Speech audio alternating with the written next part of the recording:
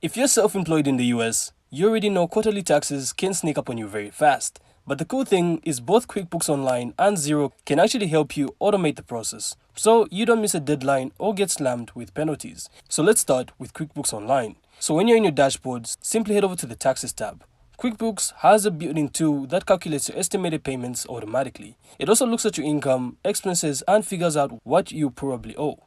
Now here's the nice part. You can connect your bank and set up direct payments to the IRS right inside QuickBooks. That means when quarterly deadlines hit, April, June, September, and January, you just click a button, review the number, and send it off. No guessing, no late fees.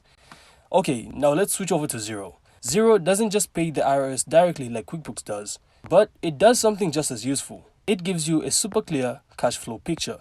So here's how most freelancers and business owners use it. They tag income and expenses in real time, then run a profit and loss report to see what's taxable. From there, you or your accountant use those numbers to figure out your quarterly payment. A lot of people then set up a separate savings account just for taxes. So every month, Xero literally makes it super easy to see how much you should be moving over.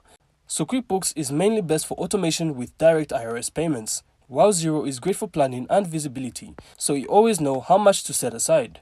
But once you put them together, you've basically got a system where your taxes stop being a surprise. So quarterly taxes really don't have to be stressful. QuickBooks helps you pay automatically, while Xero helps you plan ahead. So use whichever fits your workflow and you stay ahead of the IRS. So that's it for this one. I really hope you found this insightful, and if you did, make sure to leave a like and of course subscribe. Then we'll see you in the next one.